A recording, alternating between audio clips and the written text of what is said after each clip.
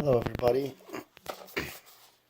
Welcome to Bandits, the show where I take a look at a piece of art and make an argument as to why somebody might get triggered and think it'd be a good idea to either outright ban it or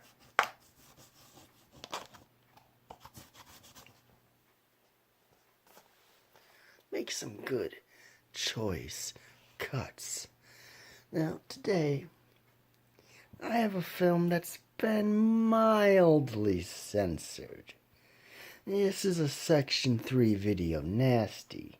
The video nasties which weren't quite nasty enough to be video nasties. They weren't technically banned, but they could still be grabbed and seized and destroyed. So, what's so bad about Mausoleum? Well, if you're familiar with the video nasty, you know that primarily the main reason is the violence. And yes, this is a violent film. Not the most violent you may ever see, but it's got its moments. There's some sexuality in here. You know, it's nothing rapey or homosexual or anything. It's, got some stuff that would put off some prudes. I will say that it'll go more towards the right-leaning people, a bit more towards the left, for a change. I feel like I've said basically all I really need to say, so now I can get to, how do I really feel about this movie? Okay, this film isn't that great. It's well made enough, but plot-wise mainly, it's nothing spectacular. But it does have some bits in here that are pretty funny, and I don't think they're supposed to be. Now let me give you an idea. I'll just talk about the very first few minutes first. We're at the funeral. It's only the two people left. The main woman. Well, she's, young at this time because, it takes place in the past before, going into, the present times. And I think her aunt, if I recall, she doesn't want to accept the death.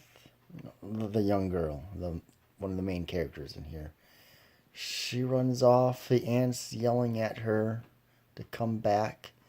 And then she just sort of vanishes for the longest time.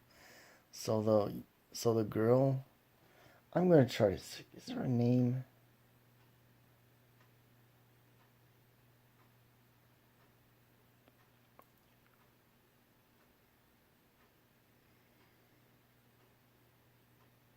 Susan. I'm going to call her Susan so I don't have to say the girl all the time.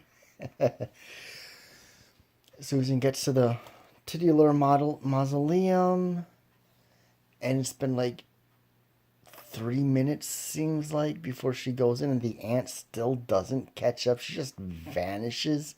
She yells at the top of her lungs for a few minutes, but then, boom, nothing. She's not important anymore, because what's more important is getting her into the mausoleum so the events can take place. She goes in, this random guy comes in, weird things happen, we get this, expressionistic, Argento-esque lighting. Some weird things happen, then this guy, the random guy I was talking about, he gets affected in a weird way. He runs out screaming and his head just blows up in the middle of, this big huge cemetery. It's never addressed. He just dies. The aunt still hasn't shown up and it's been 15 minutes.